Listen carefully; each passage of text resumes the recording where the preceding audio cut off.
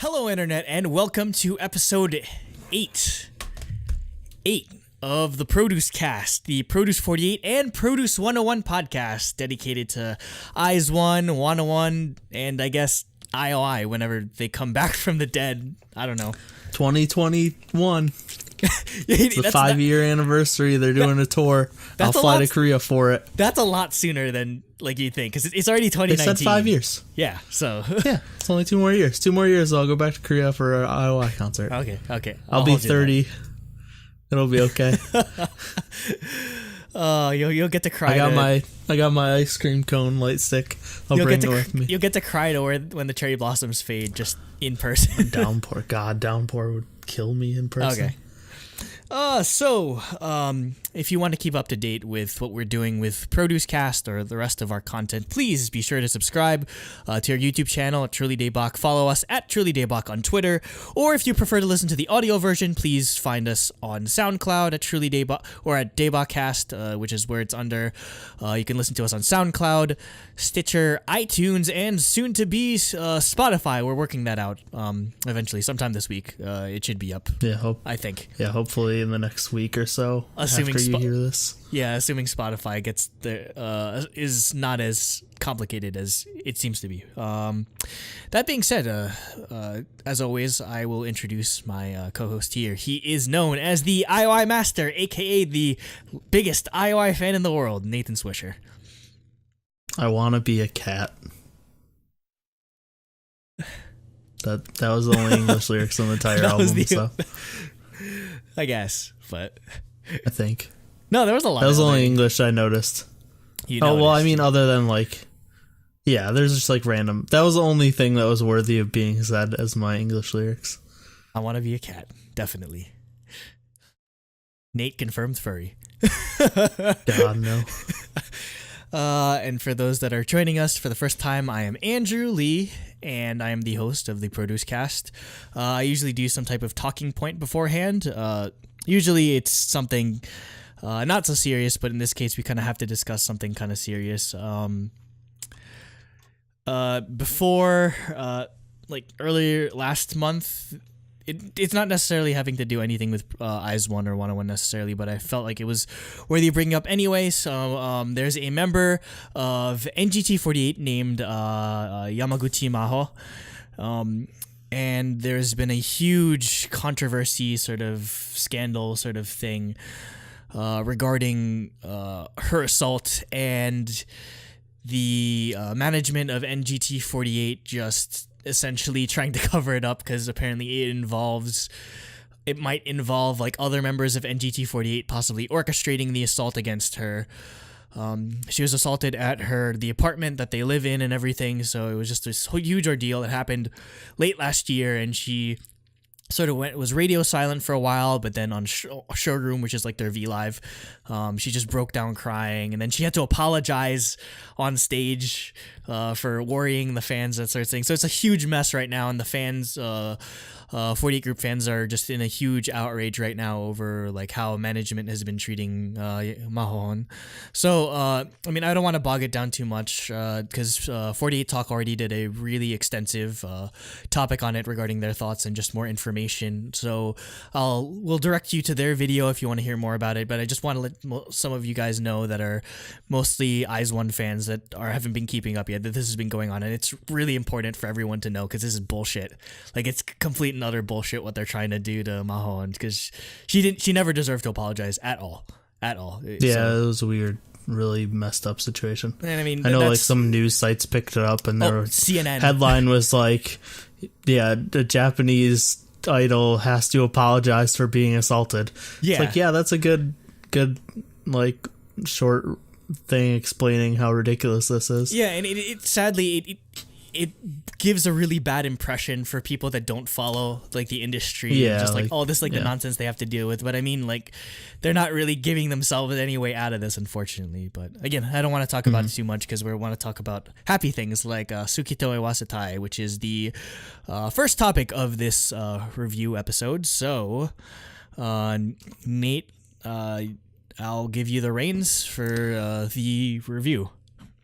Yeah, so Andrew's going to make me butcher all of the names of these songs. Hey, you need to. But yeah, we're going to Tokyo in like 2 months. You have to practice your and Japanese. I don't plan on saying anything in Japanese. But no, so for what we did, we basically just merged all the different versions together and made the list of the 5 songs that are actually on the combined albums. So if you don't know, there's A version, B version, and then group version, or like a version that there's a Wheeze one, and then also individual versions. Those all have the same song, but the A version has the first 2. All of them have the same first 2 songs, and the third song is different. So that's why we just have 1, 2, and then we have A, B, Wheeze 1 version. Just to preface this might set like a world record for how many different goddamn versions there are, because there's A version, there's B version, there's the group version, and then each of the individual 12 members have their own cover. So technically speaking, there's 15 different versions of Suki to Iwasetai, and I'm a madman, and I'm going to collect them all one day. Why didn't you just buy the box set? Oh, it's only like $100. I don't think the box set wasn't as far as I know. The box set wasn't available because it's tied. The box set's tied to like event tickets. Like if you buy the box set, you get an immediate handshake ticket, which is why like they're trying to incentivize people to buy the box set. And I mean, I would, I totally would. Like if I had a chance to buy the box set, I would. But I mean, we'll just find out. I'll probably end up picking them up when we go to Japan, because I'm sure they'll be in the stores everywhere. Yeah, I'll probably buy my biases versions then, if we can find them. But I just bought the group version plus A and B. Mm-hmm. Okay, well, let's get to this review of Suki to Iwasetai. And that is the first song, which is the main single of the album. And for me, I think it's a great mix of synths and acoustic guitar. It's weird. I called it. It's the opening, but I called it the instrumental pre-verse because it's like the intro. Opening part. Just call it an intro. But they reuse it before each verse. Like it's not just the intro. It's the pre-verse or whatever. But I love it. I think it's simple, but it's a really catchy melody. Mm-hmm. It's not too overly complicated, and it's just really catchy. What I think I liked about this, it seemed like they took a more Korean style approach for line distribution. Like I was expecting it to be a lot more group vocals based on like normal 48 group type stuff. But outside of like the chorus, which you expect to be group vocals, like they actually did all have individual parts and then like duo parts. So I liked that. The chorus to sort of explain that, they actually Akipi literally just he went in order of what their ranking was. So did he really? I didn't notice that. It goes Wonyoung, then Sakura, and so on and so on and so on. And so yeah, that's how they organized who got the vocal, just like the line distribution or whatever. I'm just like, there's so funny.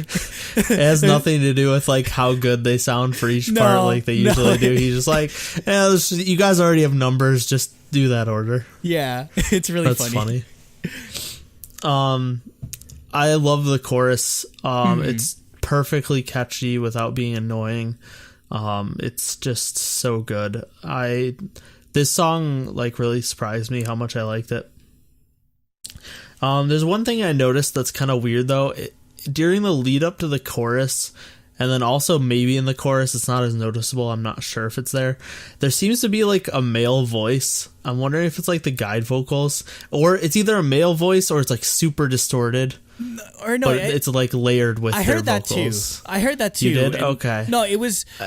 It's like they had like a background, like they had a background chorus, like doing like the ooh, like that sort of thing. So yeah, they basically there was like male vocals doing. The harmony of the do do do do do do do do do do do do, like that part. So which isn't something you hear in K-pop necessarily. Yeah, it sounded wrong to me. Like I didn't mind it. It didn't ruin the song or anything, but it was just hearing that I was like, that's weird. Like that's not something you'd ever hear or everything I'm ever used to. But yeah, it was just something I definitely noticed. As for like the music video, it's it's fairly low budget, but it's really good for how low budget it is. Like, the use of colors is amazing. The styling is great. There's pretty much just 2 sets that they dance on, and then like the set where they're just sitting around singing. Yep. So yeah, it's not like there's a ton going on, but the use of color and stuff is fantastic. And then I definitely want to shout out the choreo, because there's 2 sets of choreography for the song, which is ridiculous. There's like the regular choreo that they just do that like any group would do, but then there's also this trench coat choreography. Yep. Which is super unique. Other than the weird flashing move at the end, which is bothers me, but the rest of it is really cool. Because their hands are in their pockets the whole time, so it's all footwork. And that was just really unique and cool. But even the regular choreography was memorable. So yeah, I thought this was a fantastic debut for their Japanese music. I liked it a lot more than I thought I would.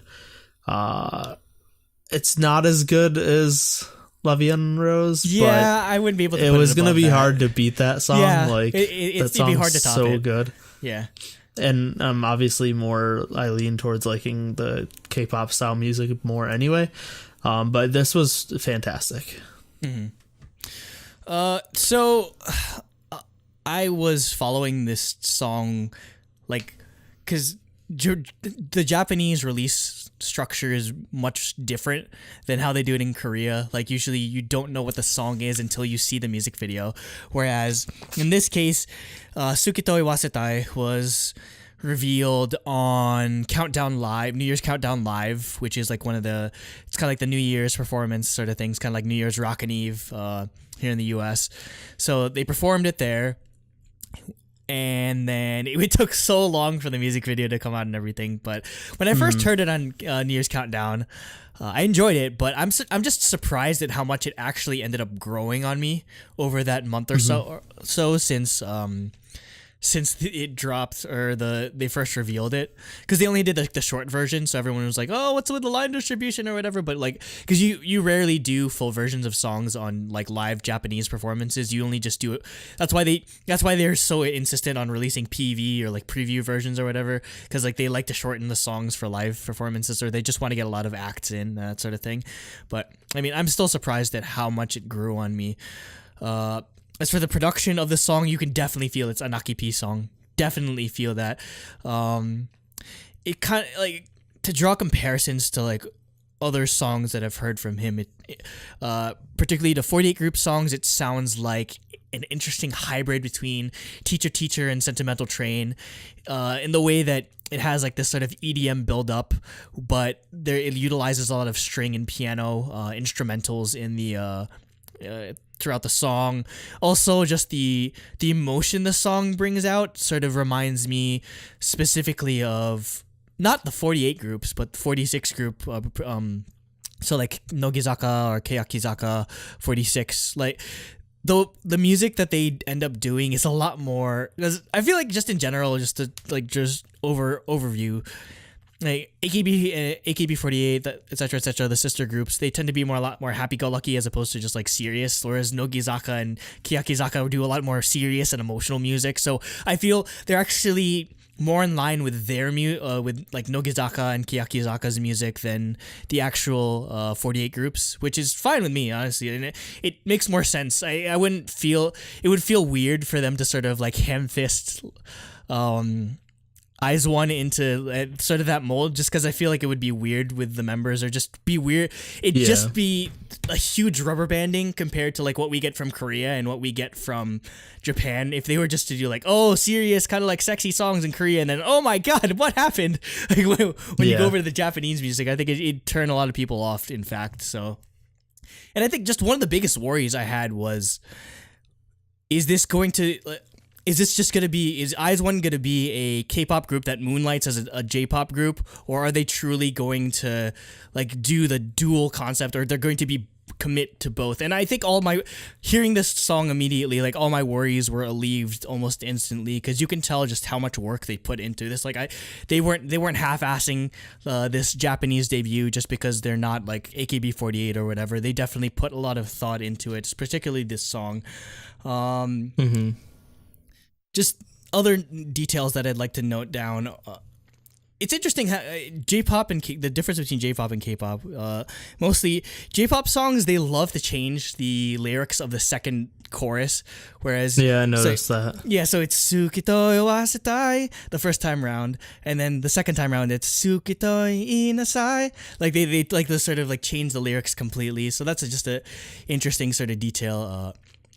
Another thing I was impressed with, I know you couldn't really comment on it necessarily as much because you're not as familiar with Japanese, but I think K-Line did an awesome job with the pronunciation for the most part. Especially, I'd have to give props to Wonyoung. Like her pronunciation was really good, and I ended up seeing some of the like the live performances they did in some of the interviews, and she did really good in her pronunciation when doing the interview, whereas Eunbi on the other hand was like she kind of forgot some words, which is kind of funny. As for the actual music video itself, I looked into the director, whose name is Kazuda Ikeda, who directed a lot of Kiyaki Inogi's 46's MVs, which so perfect fit there. The color correction that they use, or like the color palette they use, is excellent. Like again, like you noted, we have to bring up like the giant. Is it like a giant pile of trash? I honestly don't know what that part is. Yeah, I was confused too. I mean, okay, I guess, but I mean, it wasn't weird. It's just still colorful or whatever. Yeah. An interesting part is that during the bridge, like there's actually a part where like the confetti and like the bags are falling in reverse. Like they reverse the footage, but you can't really notice it, like or whatever, because they're not like moving or anything. The outfits are. It's different than what they do in Korea, and I feel like there was a lot of people that were kind of like, they didn't like it as much in comparison to like what we were expected to like see in K-pop. But I love it. I love it because as opposed to like 48 Group, where everyone has mostly the same outfit, it's the same outfit, but there's still slight variations for each of the 12 members. So like different details and sort of thing. So I love that. It's kind of like Perfume does the same thing as that, but they only have 3 members. So it's uniform, and they still are able to showcase individuality to some degree. Yeah. For that trench coat choreography part, Eunbi is.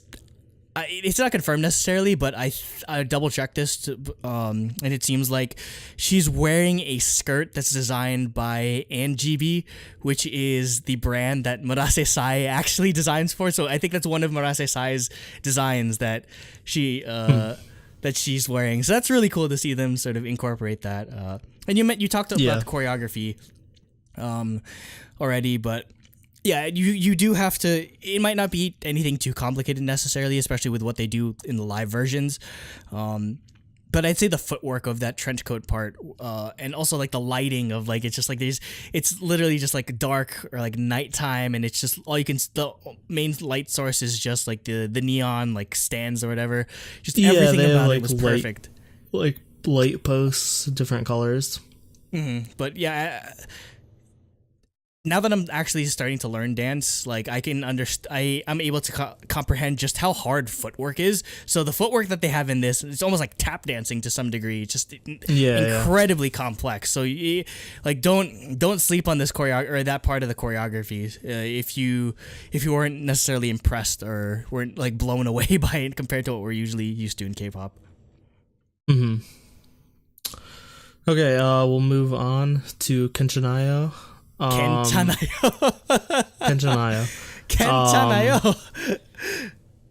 But what does this mean actually before we get started? Oh god, Kenchanayo. I'll look at the stage 48 thing. Do you not know? Yeah. Okay. Because this is also a Korean word, so I'm wondering if it means the exact same thing. Yeah, it might be like another one of those situations where they have the same meaning. Yeah. But it's just like, or it just carries over like, into Korean. Kenchana is something you say a lot in Korean, like Kenchana. Kenchanayo. It's like, I'm okay or I'm all right. Yeah, sort of thing. it's the same. It's the same thing. Yeah, in so Korean. it's probably another one of those Kanchana. like borrowed words sort of thing, kind of like arubaito, like that sort of thing. It's an interesting sort of choice for how that happens. Yeah, because the yo is the like semi-formal version, but like kanchana is I'm okay. Gentana. Yeah, exactly. So I was just curious if that meant the same thing as it does in Korean. But yeah, for the song, it has an awesome guitar part throughout. It's very funky. It reminds me of a Day 6 song almost. At least the guitar part. I think the pre-chorus builds in a really fun way that matches the song well. The chorus was a little like just it was pretty basic. Based on the rest of the song, I kind of wish it was a little bit more complex and just more. I don't know. The rest of the song I like a lot, but the chorus was just a little too bland. But I think the post-chorus is probably my favorite part, like with the instrumentals and the vocals following the same melody. Yeah, and it reminds me of something, and I cannot remember what it reminds me of. I can't think of it. It kind of just reminds me of like, I don't know, not to say surf rock or whatever. It's just like it's got that kind of feel to it. I think. Yeah, exactly. But yeah, I think that's easily my favorite part. Also, I wanted to shout out, like, I actually like the whoa part. I thought it was like cute and not overused. But that was definitely something that I could have imagined being annoying if they used it too much. Mm-hmm. But I think they did a good job with that. On my end, yeah, I wouldn't say I'm necessarily, it blew me away or just disappointed me necessarily. It was all right, definitely. I kind of wish that the chorus was a bit more interesting in that sort of degree, but I mean, I'm a lot more acclimated to 48 group style song, and this fits right in with the kind of music that they make, or the album or the coupling songs. That's what the term we should actually use, because these are called coupling songs. That's not technically not B-sides. That's a term that they utilize in 48 group. So yeah, it's this kind of style. Would both songs that aren't the single be called that?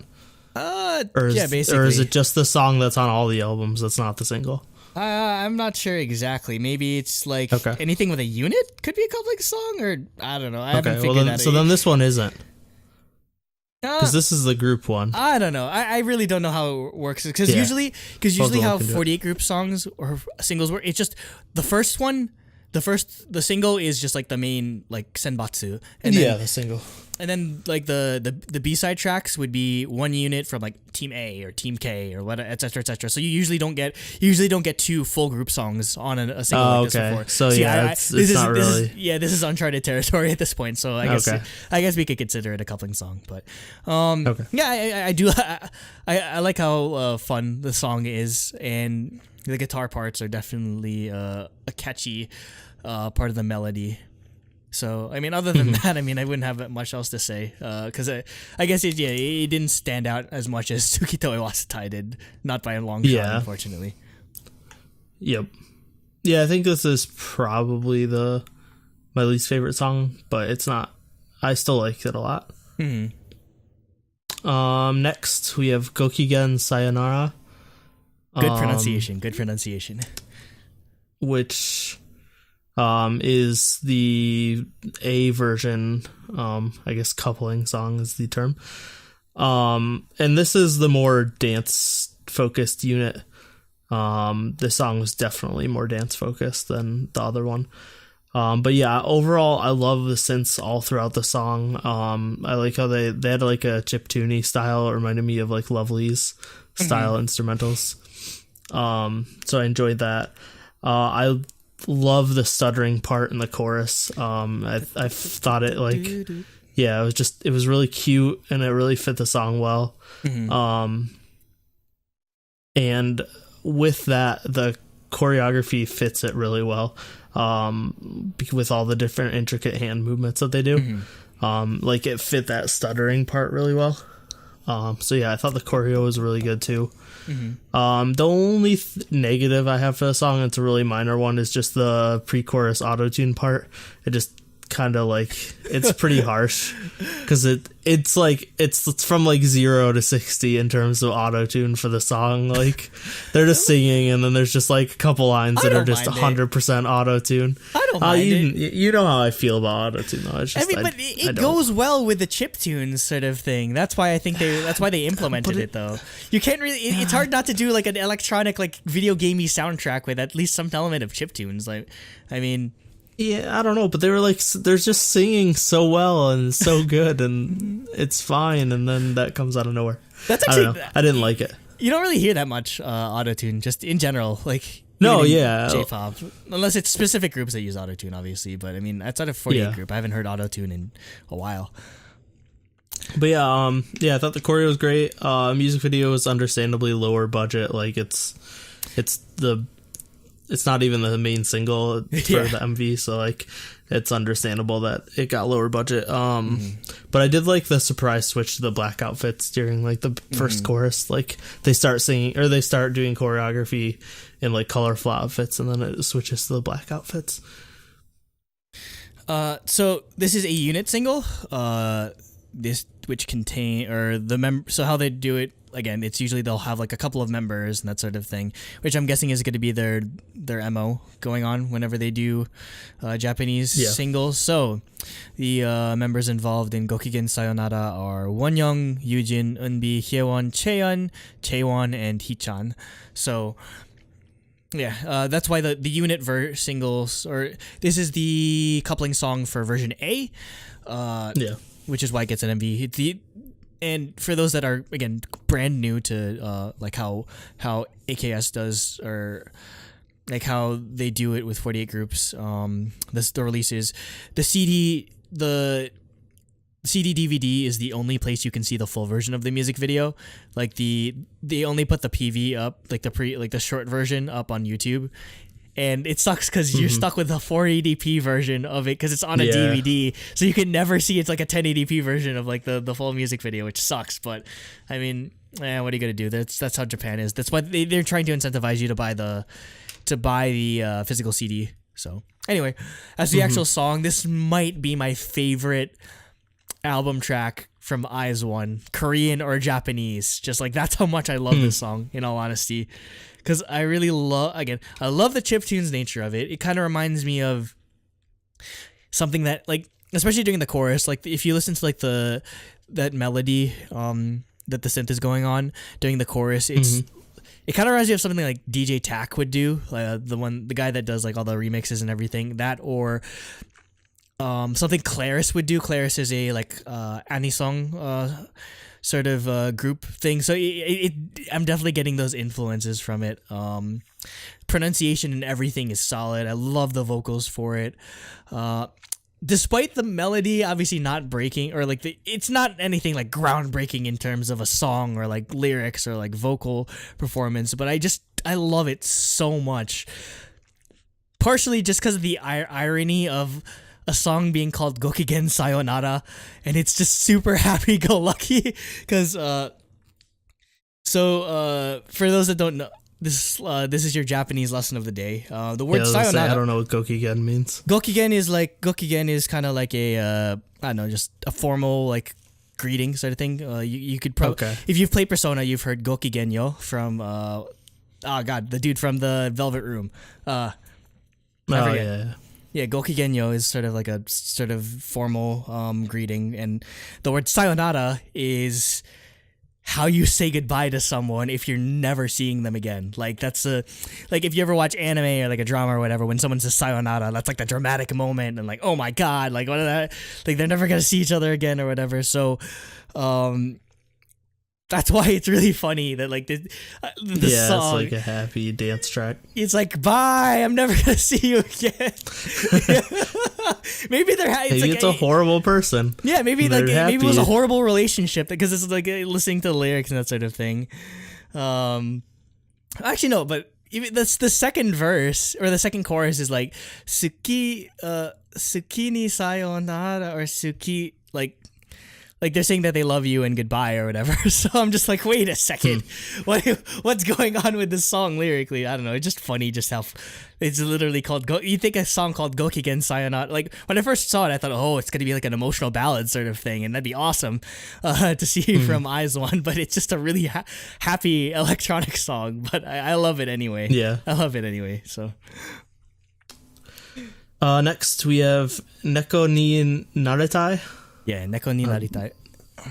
What is it? Does that just mean I want to be a cat? Yeah, it means I want to be a cat. That's what I figured. I know Neko is cat, so. Yeah, the funny thing is I was on Reddit and when they announced the title like a while back, and somebody's flair was Nako ni Naritai. So it basically just means I want to be Nako. I want to be Nako, which is amazing. Yeah. But yeah, for this song, it's funny because I actually like this song the best. Of course. Why else? Well, no, it's not even because Nako's in it. It's just, I like the more laid back feeling. This is, like I said, the last song was definitely the dance focused unit, and this is definitely the vocal focused unit. Like Yuri being in this, Yuri made this song for me. Like, just her vocals are outstanding. And I thought it made the song. I really like the repeating melody of the instrumentals, just being like more softer, and the song being much more focused on the vocals themselves, where the instrumentals kind of took a back seat. I thought the chorus was good. I like the inclusion of like the flute sounding synth. It's kind of faint, but it's there for the chorus. I thought that was good to change it up a little bit. And despite the line being dumb, the line where they repeat "I want to be a cat" twice for like the super altered vocals, but it's like the super altered vocals. I actually thought that was cool sounding. I liked that. As for the MV and stuff, I liked the retro feel, both the setting and the outfits. And then it helped that, like you said, we only get a 480p version, so like it made it feel even more retro because it was standard definition. So like I thought that actually added to it a little bit because they were clearly going for like a retro feel with the outfits and stuff. Also, I thought it was funny that they made the unit be all the short members so that Nako doesn't look so tiny. Yeah, because you can't have I was one like, hey, she Nako looks kind of normal size in this these dance it's performances. always just funny, like they have to think of like, okay, we can't put Nako and Wonyoung together whenever they do like formations. Yeah. So nope. I thought the choreography was cute with all the cat movements. It's not as good as Gokigen, but like I said, that this is the vocal song where that was more of the dance song. So that's understandable that this choreo wasn't as good. But yeah, I like this song a lot. I liked how chill it was. I'm surprised you mentioned at no point that it's a tropical house song. I was just like, damn it. When I first heard it, I was like, oh, great, this is going to be Nate's favorite song easily. Whereas everyone else in our Discord, oh, by the way, please join our Discord. It's just like, it's mucho not as, what, did everyone hate it? No, Aiden was like, it's tropical house, so we immediately just disregarded it. Yeah. But it's chill tropical house. It's not like, I don't mind it. It's not like card style tropical house. Yeah, I don't mind it, and I'd say it fits well with the sort of vocal performance that they're going with here. I just love the absurdity of both this and Gokigen Sayonara. Like, okay, they made a song with a sad title have a happy thing, and I Want to Be a Cat just sounds like it's gonna be some really happy-go-lucky song, and it's freaking tropical house. Like if you switch the instrumentals of the two titles, I wouldn't be any the wiser. But it's just so funny that they're making this like a tropical house song about wanting to be a cat. I mean, okay, I'm not questioning it, but okay. The members involved in this are Sakura, Yena, Yuri, Nakao, and Minju. I just say the main thing I wanted to put across with this song is I'd say it's very tasteful considering the the topic at hand here. Like you could get some really like cringy ass like nyan like or something like that. Yeah, like, yeah, exactly. Like, you know, this is Japan, obviously. Like, and you know the type of market that they're going after, like the otaku, idol otaku market. So it would appeal to them. But I mean, it was very tasteful. If you told me this was a like music video wise, if you told me this was a K-pop music video, I wouldn't be any the wiser. Though it's really just them. It's not much that's going on. It's literally just them in like Shibuya, like just on like some rooftop in Shibuya or something like that. The outfits are pretty nice though, and I'd say for me this song was made by Sakura just because, again, like I feel like the girls from AKB get a really bad rep when it comes to dancing or whatever. And again, obviously the choreography wasn't anything too crazy here, but she did a good job fulfilling the center position. Yeah, obviously because she did a good job. Obviously, because she's been center like for years now, so it's nothing new to her. So it's a good idea to put her as the center for this, and much in the same way like for Gokigen Sayonara, like I don't know, like Hichan sort of stole it for me. Sakura steals my attention in this one too. Obviously pronunciation's all right when it comes to like the Korean members. But again, I'm still just impressed at how you could tell how much work they're putting into doing it properly, or just trying to learn enough or get the pronunciation correctly just so they can succeed in the Japanese market. So I definitely appreciate the effort that they're making in that field. And finally, I'm totally pronouncing dance in English because it's an English word. Dance. No, it's dance. Dance wo omoi da sumare. Sorry. Omoi da sumare. Okay, yeah. Is that right? When you see wo in Japanese, you just pronounce it like o, like the W. So like, dance o omoi dasumade. Dance o omoi dasumade. Yeah, I got the omoi dasumade part right. That's all I cared about. That was the part. Right. That was well. I'm not pronouncing dance like in Japanese. It's English. It's dance. It's all in katakana, so that's how you're supposed to pronounce it. Nope, it's a dance. Well, I have it written out in like our alphabet, so that's why. The English translation is like until, I don't know, it's like remember the dance, or like until I something with the dance or whatever. Thinking of I don't know. Rough translations. Yeah. I thought this was interesting because it starts out with like the pretty intense start, and it leads into a more chill verse. And I like how the chorus had like a really quick melody, contrasting that like more laid back verse. And I liked the short, like quick piano lines that are throughout the song. Those definitely caught my attention. The only negative I have is the high note ending the intro is like a little rough. It was not in tune. I was like, they should have re-recorded that. I don't know what's going on there. No shade at Wonyoung or Sakura. They're obviously not the vocal, like they're not the vocal talent here. So it's giving them a high note might have been a bit too much on that end. You should have kept it more within their vocal range. Yeah. So outside of that, I actually liked most of the song. I don't think anything stood out to me a ton, but overall I do like the song a lot.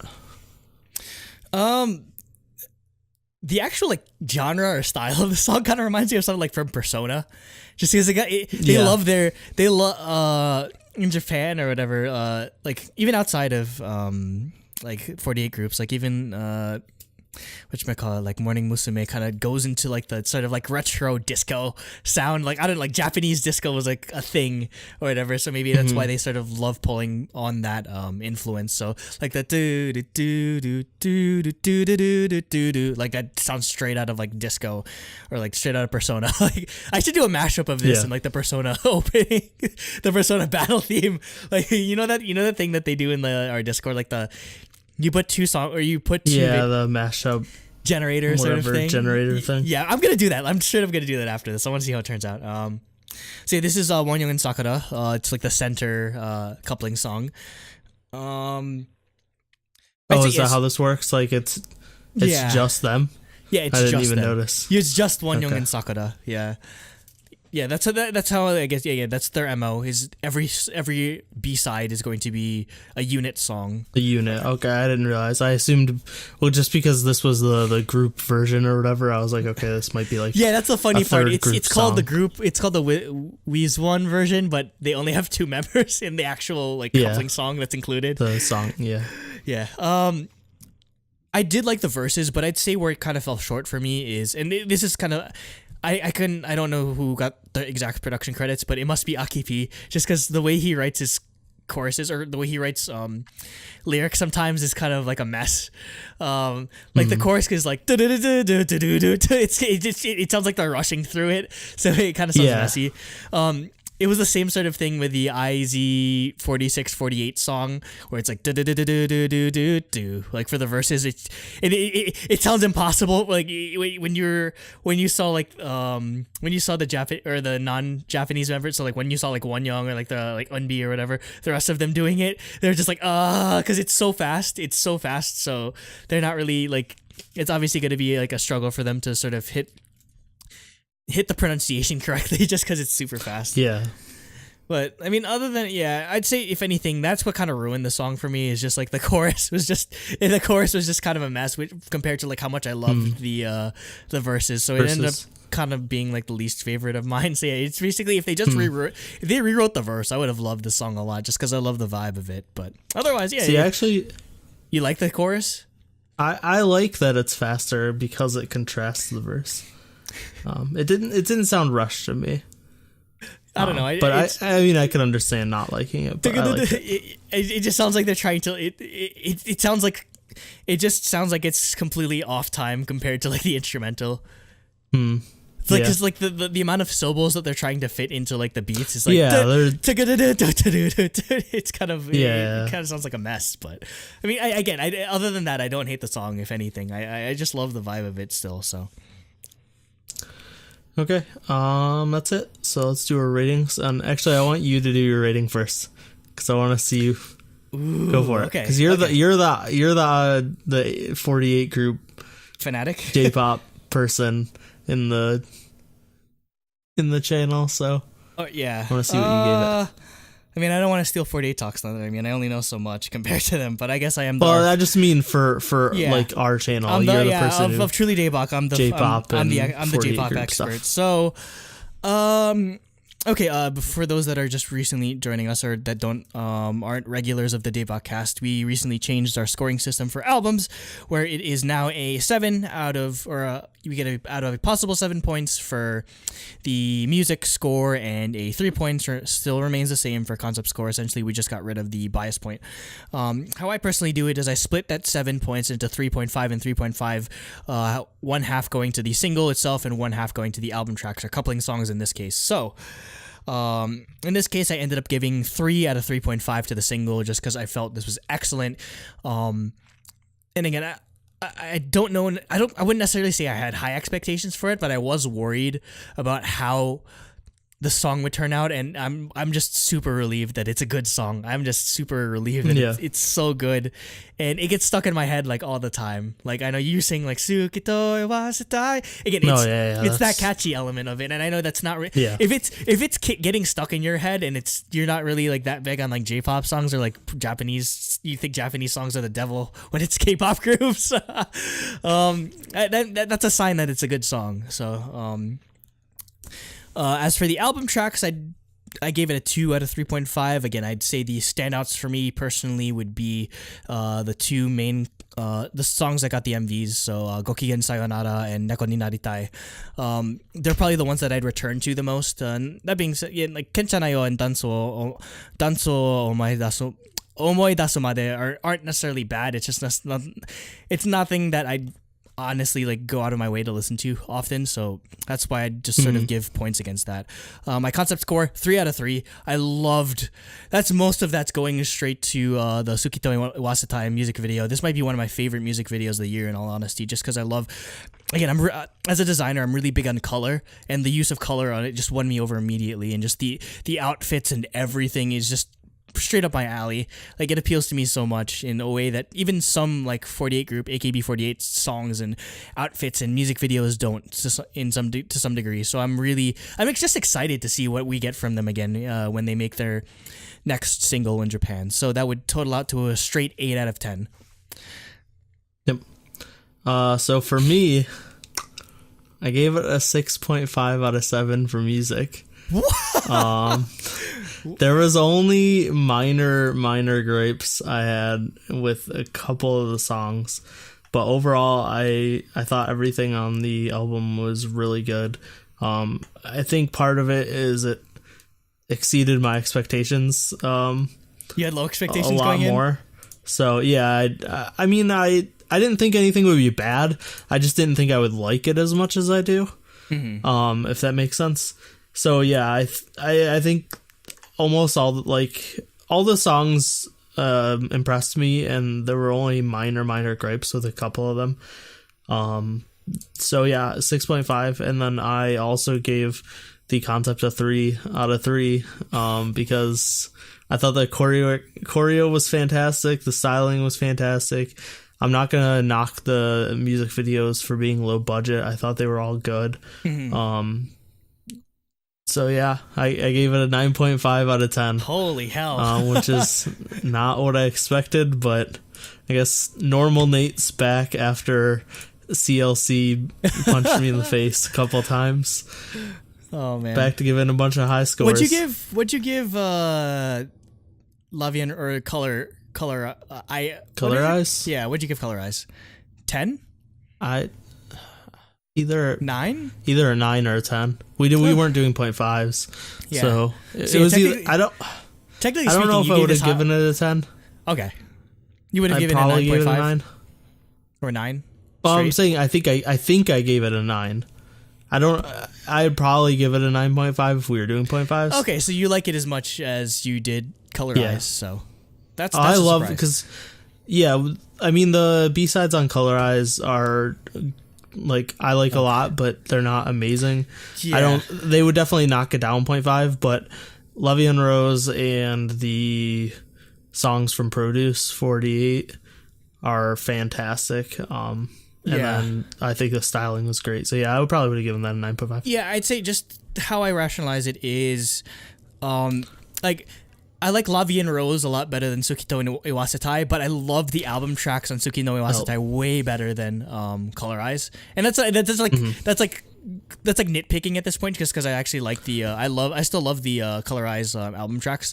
So I mean that's just a again, if you had to rank them all, yeah, but I mean, just them going between two companies like this. Again, there's the people producing the Korean songs are way different than the people that are producing the Japanese songs, and for them to be able to balance that out in terms of quality and in terms of it being cohesive to some degree that should be something that's noted and respected, because that's not easy. That is not easy at all. Because most K-pop groups, when they promote in Japan, it's just the same Korean company giving them the songs and just adapting into Japanese. But for something like this to work so well as it has, amazing.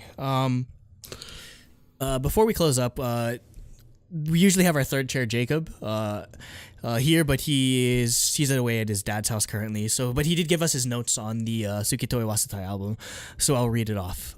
Quote: "As to be expected from the Japanese debut of a group partly comprised of AKB48 members, this mini-album is distinctly Japanese in style, in contrast to the releases we get from other K-pop groups who usually stay closer to their Korean roots musically." Yeah, that's something that we noted as well.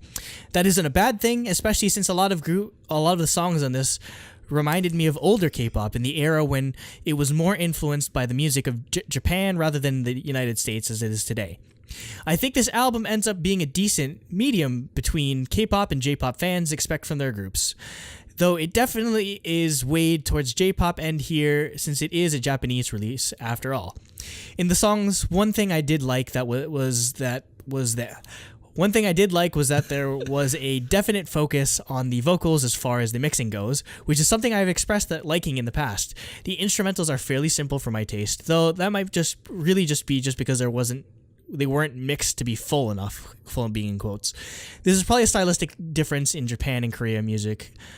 If I were to guess, though, that's definitely one thing. Just like how they mix songs is definitely different between the two industries. And he continues, overall, I think all the songs were at least decent, and although it might dip to the side of J-pop than some might expect, it's certainly fair of them to take on a form more similar to AKB48 than they would of a group like IOI for this release.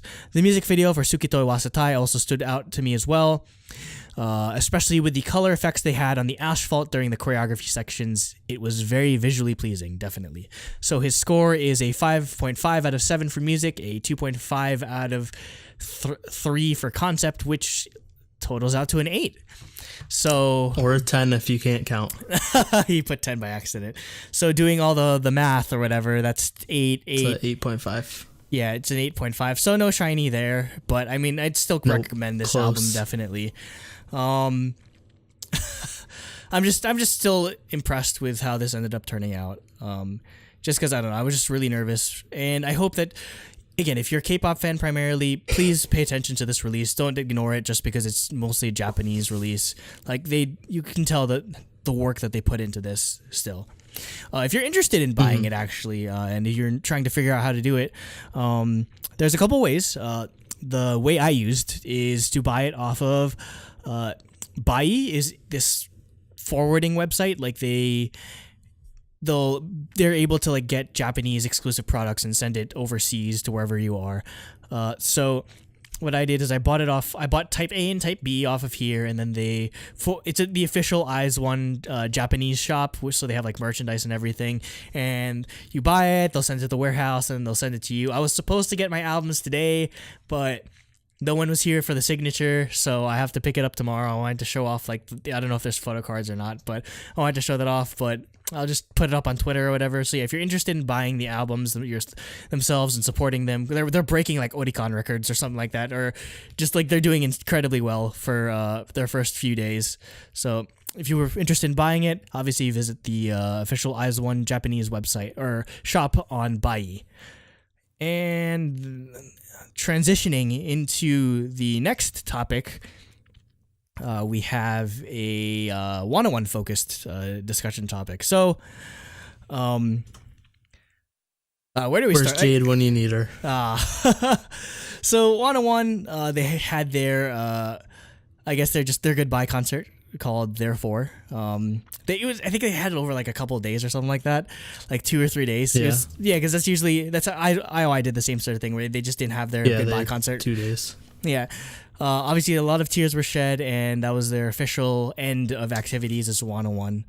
Though technically speaking, I'm pretty sure like they officially ended in like the end of the year, but they still were working with Swing Entertainment to prepare for the concert and everything. Yeah, it was like way more like sad than the IOI concert. Even. Oh yeah, they were crying like all the time. From what I saw. From the IOI concert, they were crying like crazy, but they like left as a group and stuff, and were like waving and happy. But apparently for 101, they left individually. So like by the end, there was just one member alone on stage, and he just like. So, like, I don't know why they did it like that, because that sounds horrible. God, hey, sadness they sells just traumatized whoever that member was. Sadness sells albums. You gotta sell them sadness, man. Like, they're probably they're like, oh, I'm so sad. I'm gonna go buy like 100,000 won worth of one-on-one merchandise now. Because, like, yeah, for IOI, like, yeah, it was sad. They were crying a lot the whole time, but they still, like, left as a group, like most K-pop concerts. Like, and they were, like, waving to the crowd and, like, bowing and stuff, where this was, like, torture, like, each of them leaving individually. Yeah. So for I don't know whose idea that was. Yeah, I don't know. So for this topic, we're just going to discuss their post-disbandment and potential future plans, or what we think should happen with the members of 101. So I just structured this with just ranking order and just whoever's in the same company, basically. So some of them, like, they already have announced their plans, but I guess where I can definitely take your input on is some of them they haven't announced anything, so it'll be interesting to see what you think will happen with certain members. So, starting off with Kang Daniel and Yoon Ji-sung. They were originally with MMO Entertainment, which is a subsidiary of CJ. And not anymore. Oh no, it's still a subsidiary. They're still under a subsidiary of CJ. Well, they're not under. Yeah, they're not under MMO anymore. They created an entire new like company. Just to manage Daniel and Jisung, which is funny. I mean, it makes sense though. It's kind of like how JYP has Super like Junior. it's label SJ, or like how JYP has like individual teams dealing with each group. Yeah. So they signed with the newly created LM Entertainment, and again another CJ sub label, and currently, as far as we know, both Jisung and Daniel are preparing solo debuts. Jisung is actually like there's teasers and everything out right now. Like he's in the works. They're rushing his debut out first because he will enlist in the military sometime this year, which just makes me so sad because I think he's like 25, 26 or 20, something like that. Like, well, he was 92, I think. So because he's only a year younger than me. Yeah, so he's probably like 27. 27. Now. Yeah, they're 28 in Korean age. 28 Korean age. Yeah. Yeah. So basically, his time is up, and with obviously the rule changes where you can't defer it anymore. Like he has to go. So. Mm-hmm. Yeah, it sucks because he really can't, like, now that he had like a famous like idol career, he can't really reap the benefits of it. Yeah. So what are your thoughts on the on this news? Yeah, that's just bad timing, but there's not really much he could do about it. Yeah. But yeah, it kind of sucks because this is really his peak. Like he's getting out of 101. It's already hard enough with the group splitting up to keep like the popularity you had. Mm-hmm.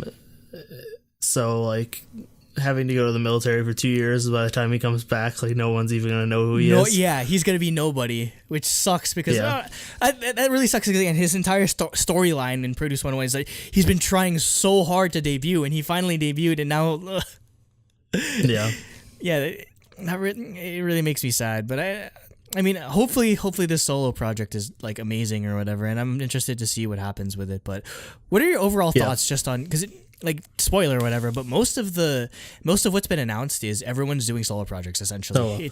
And that's 100% what should happen, because like just looking at IOI, like that's what's gonna happen. Yeah, you don't want to. Well, no, just in general, like all the groups aren't that popular, and the little popularity they have is of just the IOI members, and there's a lot of Akkes, especially with like Sejong or with Daya, where like the company's the company's literally entrenched in Cheon and Friends as the mentality. Well, exactly. Like Gugudan at least isn't really like Sejong and Friends, luckily, but like a lot of their fans are just Sejong and Mina fans. Yeah, unfortunately. And Nayoung, like they really screwed those other girls over by not doing Semina as the group. Yeah. And then just having another group like a year or two later with the other girls that could have had their own spotlight. Mm-hmm. But yeah, and it's just none of the IOI branch groups are doing that well, and they all have a lot of Akkes. So I think like it's best to do the solo projects, at least for the more popular members, like Daniel. Like Daniel, there's no way Daniel could be put in a group. Yeah, just imagine, like, it's already contentious enough as it is with like Ake fans, and just like the hype. Well, even just in 101 had Daniel had Ake. And I mean, because like Ake fans, he's literally care like about the group. He's Korea's first son, so him having to share the spot, like theoretically having to share the spotlight, wouldn't work. It'd be a mess. It'd be a clusterfuck of just all these people being like, "Why aren't you promoting Daniel more?" So yeah, it's a good idea. They're like that was probably the thing. Like they were just like, okay, we don't want that. They probably saw like the mess of kind of like how people were already treating that with Wada One, and just like it's probably a good idea to just keep them as solo as it is. Yeah, I think. I mean, there are definitely some members that would benefit being put in a group, like ones that just wouldn't be able to carry a solo, like on their own. So, and I'm not super familiar with all the members of Ana One, so I can't really tell you which ones aren't. Under normal circumstances, I wouldn't say that Jisung would necessarily have the sort of gravitas to carry himself as a solo, but I mean, it's sort of the situation. It's either he releases music now or he never does. Or yeah. Yeah, so I'm okay with him getting a solo, and I mean, he has a good singing voice as it is. Yeah. If he just does like ballads or whatever, just like emotional like R&B songs, I wouldn't mind. Like, that's definitely his forte, as opposed to just like dance music compared to that. I don't think they would have worked together as a group or as like a duo. In all honesty. A duo, yeah. Yeah, they're just way too different in terms of like the style that they're styles. Into. Yep. I did hear one interesting thing for the group, like overall. It seems like there's a lot of like some of the members are producing for some of the other members. Yeah, that's something we'll get into, which is really later. Cool. Yeah. Okay. Mostly Daewee, because Daewee. Yeah, he's like the main. He's the producer for 101 essentially. So yeah, it's not surprising. Yeah. But yeah, that's just cool to see that interaction. Yeah. Maintain itself post group disbandment. Yeah, and that's something that we're never gonna get with IOI, unfortunately, just because I don't think any of them they don't have production credits to some degree.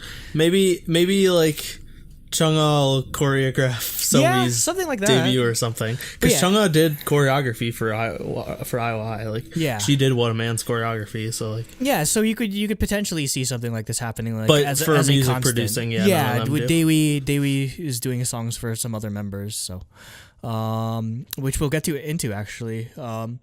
Next we have Park Ji-hoon. So, aka Winky Boy. He's under Maru Entertainment. So right now he really doesn't have anything going on announced other than opening social media accounts, fan meets. Daewee did write a song for him, and he's currently recording it. I don't believe it's been released yet.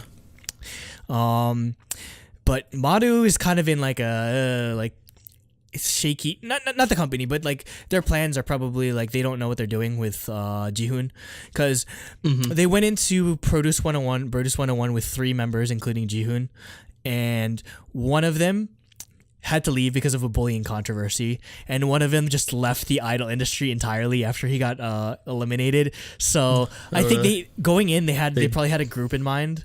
Well, after the show. Do they have any groups? They're only. I was say that's a Maru company Entertainment I don't really know. is mostly, I think, like soloists. Like the only one I know. Okay. The only people I know that are under that entertainment company is Khan. That's it. That's the only people I know. Okay. So, yeah. So I really don't know what they're gonna do. I mean, in all likelihood, he's probably gonna be a solo, just because he's super popular. So. I can also see him doing more like acting and stuff. Maybe. Well, he's just like super popular and he's one of the like, visuals, considered definitely. good looking and stuff. Yeah. Like, so like, and that's just what visuals do. Usually they focus on acting when it comes to solo stuff. I mean, like I said, I'm not familiar enough with the members to know like how skilled he is and how able to carry a solo career he is. He's good at dancing. I mean, if you remember, like all the way back in like the debut or like the evaluations, like they did some like really old school like popping dance or whatever. Okay. Yeah, because like they have like I forgot what really old group was under their thing, and they covered one of those groups, and it was they had like super like old school style like clothing and everything, which is why I still remember them. But yeah, I really don't know what they're gonna. He's probably one of the most up in the air, in all honesty, just because again they don't really have as far as I know, they don't have any trainees that they can send their way. And again, it's another situation where Ji-hoon's so popular that if he'd just immediately overshadow anyone that he'd be in a group with. So they probably don't know. They'll probably have to figure out like what they're gonna do in terms of solo work. But I mean, at least it's cool that he's gonna work with Daewee, or Daewee's giving him some work. So next up we have Daewee and Park Woo-jin, who were signed to brand new music. So during Produce 101, that was sort of the thing. Is like Daewee was the producer. He produced their evaluation song. He produced a lot of songs. He produced songs for Produce 48, that sort of thing. Yeah. Like they're pretty set. So, Daewoo and Woojin obviously were busy in 101, and the other two members that also came a part of brand new music, Im Young-min and Kim Dong-yeon, they were busy doing the project group known as MXM. So basically, they're just doing the subunit stuff, which got kind of popular. So the plan for them right now is sometime later this year they're going to debut as Brand New Boys, or I don't know what it might be, but that's probably like the pre-debut name. It's kind of like how KQ Fellows was a thing, and like or Pledis Girls. Yeah, Pledis Girls. So they'll probably think of a good name for them, but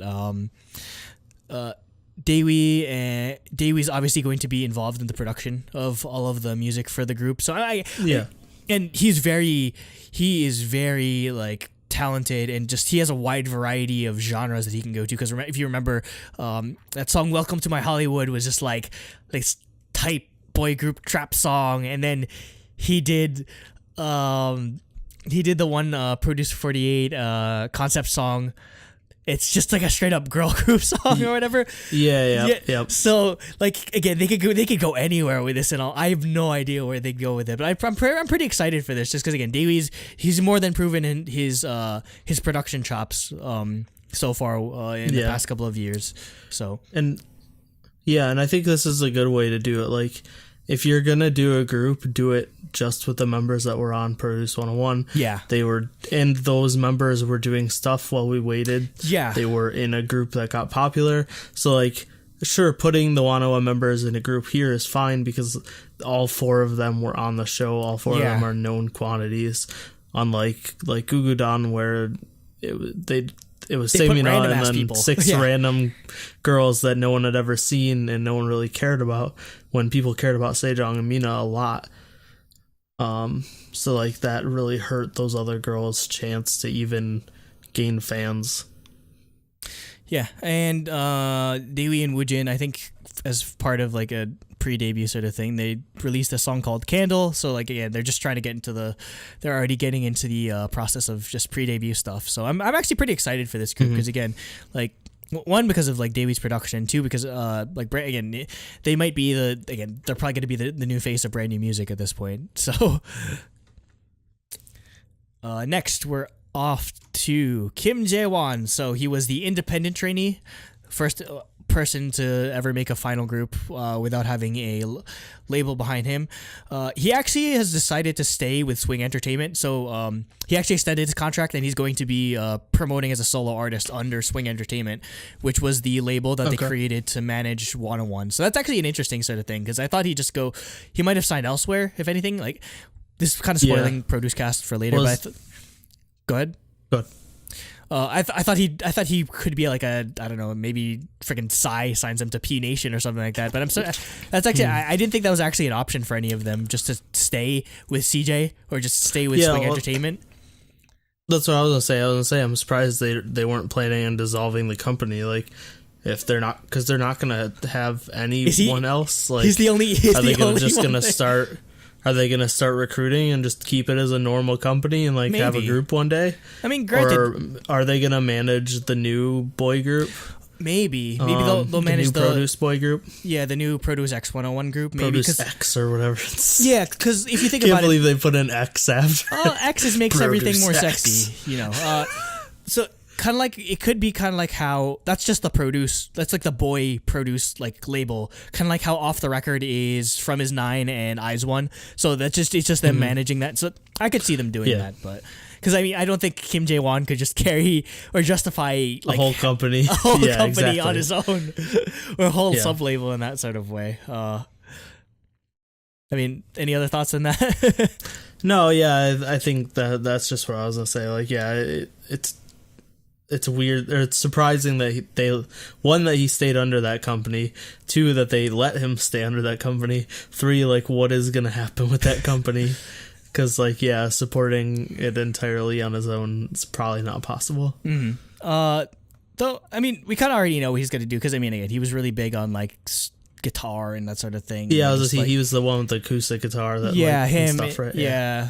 So he's in a good spot. He's a solo artist that joined a boy group, not a boy group, yeah. Yeah, so not the other way around. So he's gonna be fine. He'll be fine. Yep. Next we are on to arguably our favorite member of 101. I'll say the best member. Ong Sung-woo. Again, so let's go. We really don't know much other than this, so this is where all of our speculation can go towards. So he opened a fan cafe, he opened an Instagram, and he was cast in a JTBC drama called 18 or Moment of 18. Other than that, we know absolutely nothing about what Fantagio's going to do with him. Adam to Astro. Adam to Astro. You know what's funny? Ji-hoon was actually Park Ji-hoon was originally under Fantagio, and he was supposed to join Astro, but he was injured. Oh, really? Yeah, he was originally supposed to be a member of Astro, but and then he left and joined Mardu Entertainment. So that's actually an interesting sort of tidbit. But as for Ong, we're only 3 years removed from Astro debuting. That's the only thing. So they could add him, they could make him a solo, or they could make another group. But at making an entire new group, how long would Ong have to wait? Because I mean, Wikimiki's still trying to break in, and the company's in like chaos right now because they're just changing CEOs like every 5 minutes or something like that. I don't think making a new group is a good idea. I don't think it's really plausible. Like you said, it'll take too long. I think Ong has the ability to do solo stuff. He was popular enough, and he's good enough. But I think in this, I don't know if this is bias or not, but like I honestly think adding him to Astro is a good idea. Where normally I don't think them going to a group is a good idea. I think Astro's on the rise right now, and pardon the pun. But adding Ong to it would just like improve it so much. The only thing I'd be worried though is like outside of, even to most K-pop fans, they're not really that big on Ash, or I don't know. What I'm afraid of is he might overshadow Astro, which is again. I think he would, but I think in this case it might not be as bad of a thing because they're already an established group, so they already have fans. It's not like I said, I'm using Gugudan a lot. It's not like Gugudan where those 6 girls got screwed because they didn't have fans and the other 3 did. It's this Astro has a fan base, Ong has a fan base. I don't think combining them would make a bunch of Akes as much as you'd think. Like I don't think Ong's fans would, if he got put into Astro, would hate the rest of Astro. I mean, they might. I'm sure some of them 100% will. Of course, because just Wannables are just like off the charts in that sort of way. We've seen it firsthand. But like I just think it would be a benefit, and then on top of it, like it would be it would help boost sales, which Fantagio needs. They need at least one stable group right now because they're just they're awry. Exactly, and like I think Ong is popular and could do a solo career, but would his sales, like if they combined his sales with the Astro sales, which are doing really well, their latest album sold their best yet. And they got their first win. It was on the show, so it's a it's like a participation it's a half trophy. Win. Yeah, exactly. Hey, but it's still like they sold over 50,000 copies with their last album, so they're doing really well, and I think adding Ong to that would just help them. They break 100,000 like easily, like on a regular basis. But and also, I mean, we've seen with N Flying obviously added Hwesong and nothing bad happened. If anything, it brought more attention to N Flying as a group because they added Hwesong to it. It brought a lot of Produce 101 fans attention. It brought their attention to the group, so that could potentially happen too. Adding to a pre-established group is a lot better than making a new group, I think, when it comes to this type of stuff. Will Fantagio do it though? I don't know. I mean, maybe we're the crazy ones here. Like, let us know if you actually think this is a good idea in the comments. But I mean, it'd be an awesome idea. Like, this is like a fan theory or like fan dream sort of thing. Just to see him get we'd have way more incentive to review everything Astro, as if we already didn't. And I mean, Astro's a group that actually tours the U.S. constantly, and for me, like the thought of me seeing Ong like on a yearly basis would just blow my mind. Granted, I mean, we did see him at KCON or whatever, but I mean, just for 3 songs. So, This is Ong is probably going to be the one I'm paying attention to the most, just because if they do put him in Astro I want to follow his career definitely. Next we have the chick trainee from Cube, Lai Guanlin. So far all we know is he's cast in a Chinese drama as the lead actor, or one of the leads. It's a drama called A Little Thing Called First Love. He opened a Weibo account. He opened an IG, Instagram account. He gone. No. He's getting that China money. He ain't coming back. So the rumors I'm hearing is that Cube is starting a boy group, and I mean, again, it makes sense because Yu Sun Ho, the other chick trainee that was also on Produce 101, because he's been doing solo stuff and he's been in dramas or whatever. But I think they're gonna make a boy group. They're gonna make the male G idol, if that makes any, if that's maybe a bit too bold of a prediction. But I would not be surprising if they sort of go along the same veins as that when it comes to like incorporating Guanlin and Sunho into a group. I don't know if they're gonna have any more members other than those two, but I mean that's the rumor I'm hearing right now, is that they're gonna debut the group later in the year. And then in a year, Guanlin will leave and go get that China money, because he's not even the Chinese. But he's from Taiwan. He's from Taiwan. He's not even from China. Is he? Okay. I mean, granted, he obviously knows Mandarin or whatever. But so he's.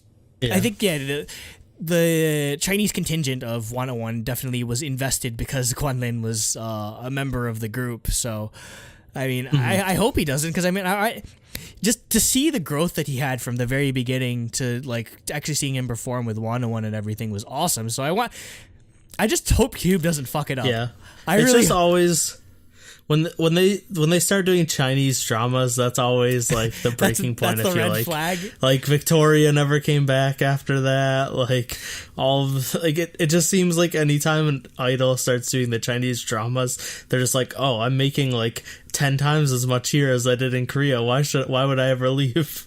But I mean, maybe I think he still wants to debut though. I mean, that's my thought at least. He probably still wants to debut on it. I'm mostly joking, but. That's the thing. He's getting the China drama out of the way before he debuts, and not after. Because if he's or during his debut, because if it was during, he gone. He was gone immediately. But I think it'd be a mistake for Cube not to take advantage of how popular he was and just put him in the group. That's the thing though. Is it just Guanlin and Sunho, or do they add other members to it? Yeah, I mean, at least it's not. Going back to the China stuff again, though, at least it's not like Uju Sonyo, where he's at least under Cube. Yeah, he's under Cube. He's not under a Chinese company partnered, so it's not going to be where Miki. Yeah, it's them. It's not a mess, but yeah, that's the one question, because I mean, it's only two of them, so debuting them as a duo would kind of be, I don't know. That doesn't seem like it's not Cube's MO. But the thing is, though, would they want to debut another boy group and sort of take? Maybe they need a Damage Control boy group, considering like Pentagon's kind of on fire after. But I feel like it's too soon, because G Idols, they're doing so well and they just debuted. Like debuting a boy group this quickly is gonna take away from that. I guess. I feel like you're taking away resources and mind share from G Idol, and they're doing so well that do you want to possibly ruin that? But I mean, again, you have to consider the fact that they have the potential to I don't know if Guanlin could outdo G Idol at this point, but or Guanlin and Sunho, but I mean, they're gonna have a huge fan base just because they had a lot. Guanlin's super popular, so all of the 101 members are really popular. So I think, maybe keeping them as a duo would be a good idea, so that it's not, you're not stepping on Pentagon's toes, and you don't really have to sort of promote them the same way as G Idol. Yeah. So again, that's I mean, I'm not as much as we want to be like, oh, I want to take over Cube because they have no idea what they're doing. I mean, I wouldn't know what to do in this situation, honestly, because it's tough timing. I mean, maybe wait till 2020 to debut them, but maybe that's waiting a bit too long. You don't want to lose the hype of the 101 mind share. Yeah, you don't want to lose the mind share, because everyone's gonna have their stuff out by then. So to wait, but I mean, that didn't really hurt. Soyeon. I mean, it took Soyeon forever to debut. I mean, she did solo stuff obviously in 2017, but in 2018 is when G-Idol Idol debuted. The real testament is we'll see if it hurt Somi or not. Yeah, we'll see. She still hasn't debuted. Yeah, we'll see. Hey, who knows? I mean, she's been in several project groups since, but yeah, who knows? We'll find out in a couple months if Black Label actually does something. Put something out. Next, possibly one of the most exciting ones that we're going to be looking forward to is Hwang Min-yeon is finally back in New West. Holy shit, they're going to be a 5-member. They can actually look each other. Not USW anymore. They stopped waiting for Min-yeon because he's back. It's going to be the first time that they're going to release music as a 5-member full group in almost 2 years because it's just been that long. So, I mean, that's all the news that we have right now. I don't know if they have a comeback slated anytime soon, but they definitely have something coming this year, which makes me excited just because we've been pretty high on New SW as of late. So, yeah, but still, where's Pristine? Come on, Pledis. What the hell are you doing? It's almost 2 years since their debut, and they put out 2 songs in their debut year. What happened to them? I don't know. They don't know, but I mean, they're gone. That's probably not a hot take. We probably get a newest debut before Pristine gets a comeback. Or 100%. Yeah, we're probably getting newest makes a comeback before Pristine, easy. Oh my god! But I mean, I honestly think Pristine's done. Yeah, this wasn't supposed to be a IOI podcast, but Pristine's gone, and it sucks because they were the best. Rip. I mean, I'm excited. I'm excited to see Min-yeon just because I've sort of definitely grew to appreciate New SW just as a 4-member group, particularly like Dongho or Baekho as his stage name is. But I'm in the same boat. I mean, I've been following K-pop for so long, and they were always a group I heard about and didn't really know much about. But the stuff they put out as New SW has been really good. So I'm excited to see what they're like as a 5-member group again. I hope they continue with the sort of like electronic same style and sort of just add, because pretty much all they could do is you're just adding Min-yeon as another vocalist to that, and it just, you don't have to rely on Dongho just carrying all the choruses and the vocals and the high notes. At least you can sort of like share the load with Min-yeon as well. So that's it's only going to make the group better again, and they've already been like blowing away our expectations as it is. So I'm really excited. I know Jade's obviously excited for New S to be a 5-member group again, but yeah, that's definitely something we'll end up covering on Daebak-cast in the future. Yep. Next we have Ha Sung-woon. He was a member of Hotshot prior to Produce 101, but as of now, he's going to be doing solo activities. He's going to debut later this month.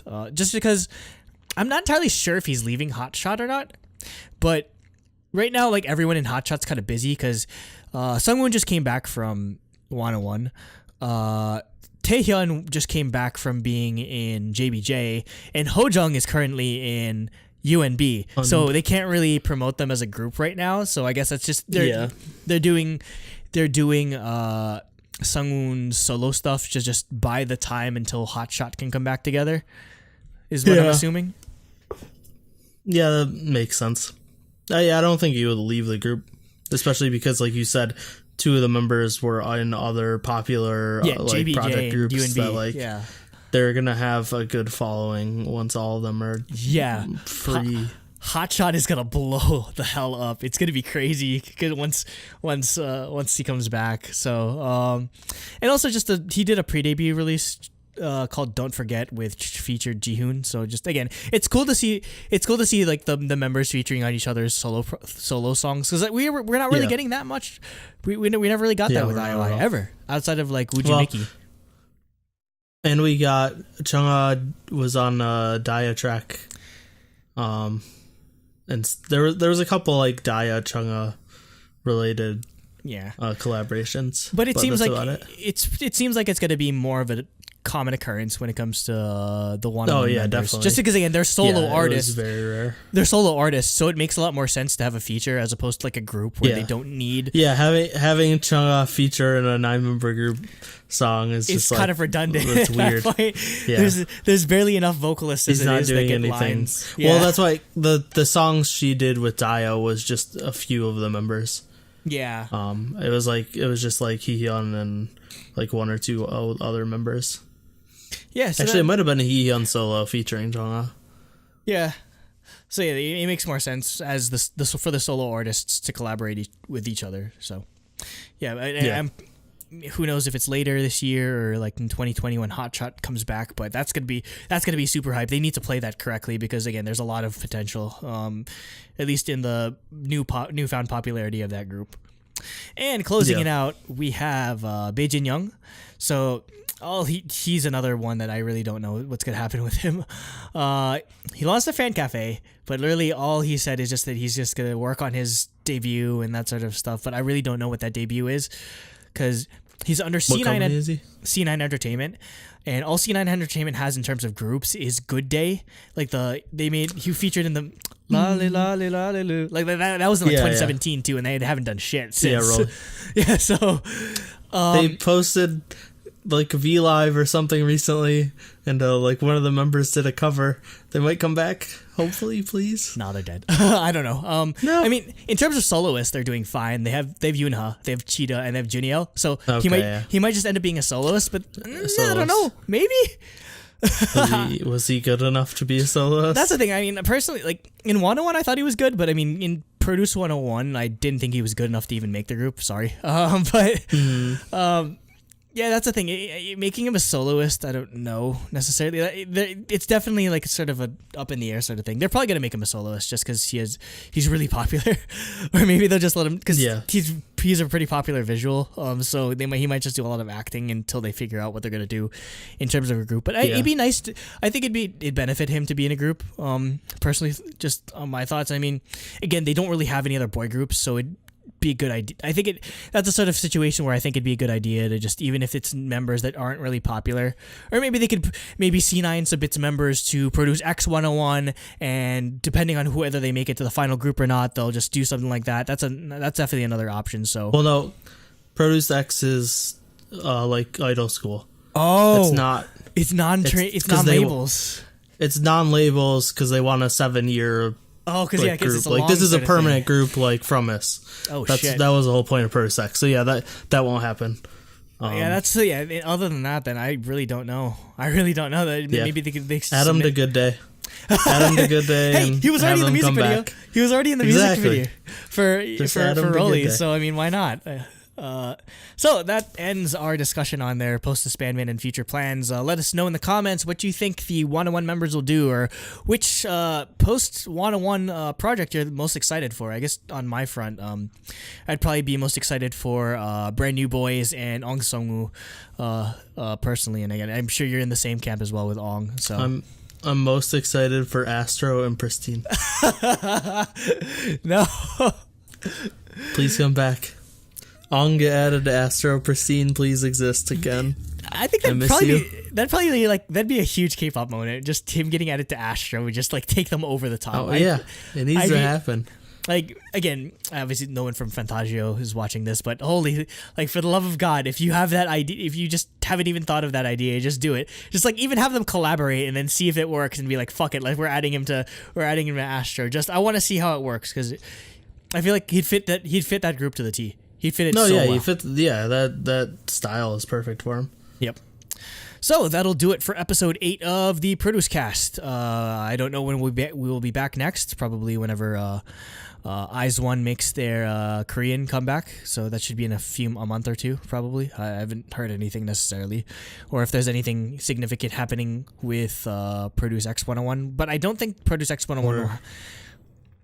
I don't think that'll happen until maybe April or whatever. So it's probably going to be a while until the next podcast, in all honesty. But keep it tuned to the Truly Daebak channel if you want to follow our main podcast, the Daebak-cast, where we'll cover the other members. We may cover some of the solo members from 101. We'll cover obviously IOI branches. That'll go on our main podcast as opposed to ProduceCast. As far as we have in the future. IZ*ONE comeback potentially, Produce X 101 whenever that starts up. Maybe one day we'll do our Produce 101 season 1 recap episodes. Mm-hmm.